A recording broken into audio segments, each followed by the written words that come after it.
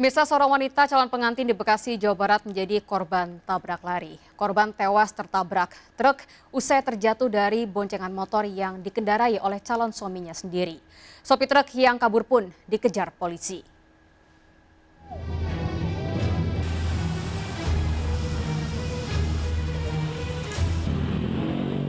Seorang wanita calon pengantin tewas tertabrak truk kontainer setelah terjatuh dari boncengan sepeda motor di Jalan Fathahillah, Kabupaten Bekasi, Jawa Barat. Saat kejadian, motor dikendarai calon suami korban. Kecelakaan berawal saat motor korban bersenggolan dengan motor lain hingga oleng dan korban terjatuh dari boncengan. Naas, korban tertabrak truk kontainer yang melaju dari arah belakang. Calon suami korban selamat. Namun usai menabrak korban, truk kontainer kabur. Kecelakaan tabrak lari, motornya ditabrak dari belakang, jatuh. Perempuannya yang di boncengnya itu masuk ke kolong, yang bawahnya calon suaminya selamat. Jadi ya mungkin mau nikah, calon istrinya itu yang meninggal. Polisi mengevakuasi jasad korban ke RSUD Cibitung, sementara sopir truk kontainer yang kabur dikejar aparat Polsek Cikarang Barat. Dari Bekasi, Jawa Barat, Didi Junaidi, iNews melaporkan. Pemirsa, waspada pencuri spesialis rumah kosong. Seorang pencuri beraksi membobol rumah mewah di Kompleks Bangun Reksa, Tangerang, Banten.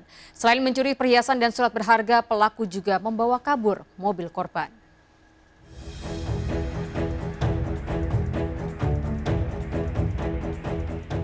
Dengan leluasa, pelaku pencurian ini beraksi membobol rumah mewah di Komplek Bangun Reksa, Karangtengah, Kota Tangerang, Banten. Pelaku masuk kamar korban dan mencuri perhiasan serta surat kendaraan dari lemari. Pelaku juga mencuri televisi yang ada di lantai 2 rumah korban.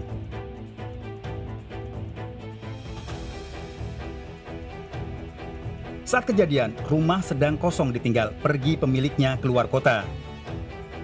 Selain itu, pelaku juga membawa kabur mobil korban. Dari rekaman CCTV, polisi berhasil menangkap pelaku pencurian ini. Pelaku merupakan warga Kapuk Muara Penjaringan, Jakarta Utara. Dari tangan pelaku disita barang bukti, mobil korban dan surat BPKB serta STNK. Namun ada 2 tersangka yang masih di dalam pengejaran teman-teman jajaran Satreskrim.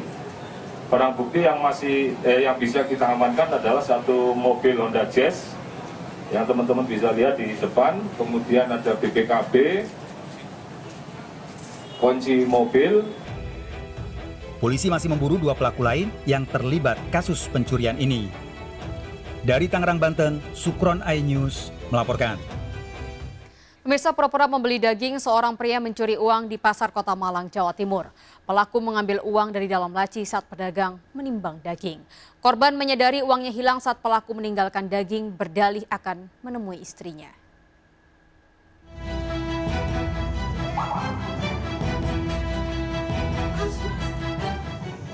Heru Prastyo diamankan petugas di pos keamanan Pasar Gede Klojen, Kota Malang setelah diamuk para pedagang dan pengunjung.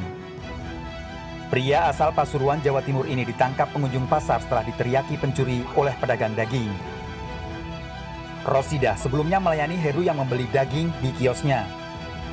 Namun saat wanita berusia 70 tahun ini menimbang daging, Heru ternyata mengambil uang.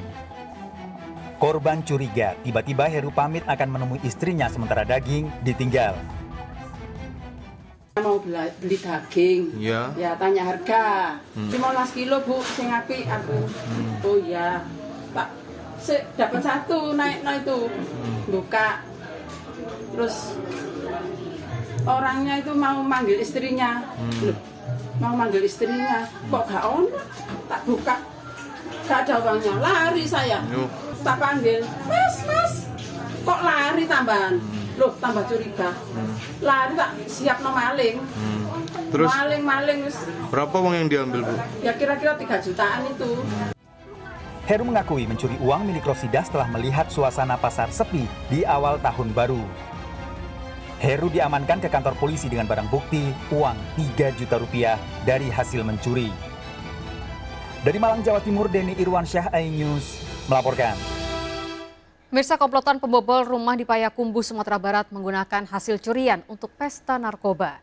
Berbagai barang elektronik yang dicuri ditukar dengan paket sabu.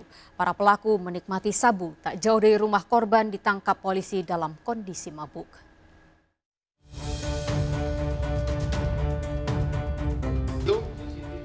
Ayo, anggota aja lah. Kalau bisa kan bukti beko. Hah? Imam ya? Zul Pendi dalam pengaruh narkoba mengaku telah membobol rumah di Tanjung Puah, Kota Payakumbuh saat ditangkap polisi. Zul mencuri barang-barang elektronik bersama dua temannya. Usai membobol rumah, Zul memilih pesta narkoba di dekat rumah korban. Saat digeledah, polisi mendapati paket sabu di saku celana Zul. Zul dibawa ke kantor polisi bersama Teddy dan Yogi yang terlibat pencurian. Zul mengaku hasil mencuri digunakan untuk menikmati sabu. Itu gimana awalnya? Sabu itu hasil yang dapat tuh aku tukarkan sama sabu sama abang. Berapa paket? Satu paket kecil aja. Satu paket kecil. Itu dapat di mana itu? Sabunya itu disimpan di mana? Di kantong sana sebelah kanan aku. Dari data Polres Payakumbuh, Zul Pendi merupakan residivis kasus pencurian. Sementara barang hasil curian baru handphone yang ditukar dengan narkoba.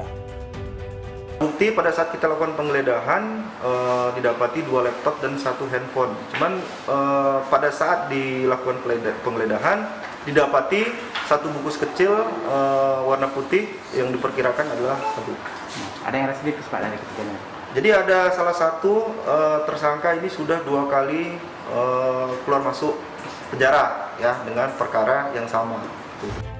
Para tersangka dijerat pasal berlapis pencurian dan penyalahgunaan narkoba. Ketiganya masih menjalani pemeriksaan untuk mengetahui jaringan pemasok sabu.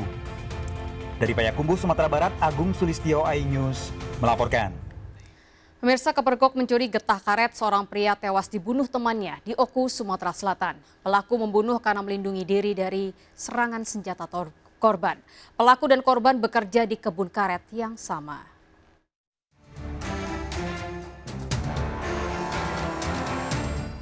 Mayat Tarmi dievakuasi polisi ke kamar jenazah Rumah Sakit Umum Daerah Batu Raja dari gudang getah karet di Ulak Pandan, Sami dan Aji, Ogan Komering Ulu. Keberadaan mayat diketahui setelah Yudi, pelaku pembunuhan, menyerahkan diri ke kantor polisi karena berkelahi dengan Tarmi. Hasil penyelidikan polisi, Tarmi dibunuh setelah kepergok Yudi yang sedang memeriksa getah karet milik majikannya. Yudi berupaya menegur korban dengan baik, namun justru diserang dengan senjata tajam. Diketahui oleh si pelaku ini, pelaku memergoki si korban, menarik, dia juga membawa suatu alat sajam, membacok, namun ditangkis oleh si pelaku. Dan si pelaku membabatkan senjata tajam berupa parang ke pinggang dan bagian. Pelaku kini masih menjalani pemeriksaan di kantor polisi setelah menyerahkan diri diantar oleh keluarga. Dari Ogan Komering Ulu, Sumatera Selatan, Widori Agustino, iNews melaporkan. Mirsa menegur seorang pria yang sedang mabuk pasangan suami istri lanjut usia di Palopo, Sulawesi Selatan, dianiaya dengan menggunakan senjata tajam. Aksi pelaku dilihat anak-anak korban yang memilih lari bersembunyi. Sementara pelaku yang diduga lari ke dalam hutan diburu polisi.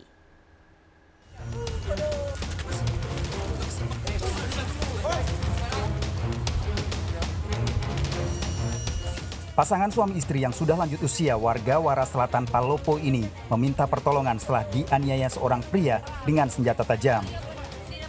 Sang suami mengalami luka di leher, sementara istrinya luka di kepala. Korban sempat menceritakan pada warga dianiaya seorang pria yang melintas di dekat rumahnya. Setelah meminta keterangan sejumlah saksi, polisi mengejar pelaku yang diduga lari ke dalam hutan. Namun polisi justru menemukan anak korban yang ketakutan. Anak korban meyakinkan pada polisi memilih bersembunyi karena melihat orang tuanya dianiaya dengan senjata tajam. Jadi adanya teguran dari pihak korban untuk minum, namun pelaku. Diduga pelaku ini sudah mabuk sehingga melakukan pemarahan. Polisi kini memburu pelaku yang diduga masih bersembunyi dalam hutan sementara kedua korban menjalani perawatan di rumah sakit. Dari Kota Palopo, Sulawesi Selatan, Nasruddin Rubak, iNews melaporkan. Ditendang korban yang melawan pelaku penjamretan jatuh dari sepeda motor dan menjadi sasaran amuk warga. Sergap segera kembali sesaat lagi.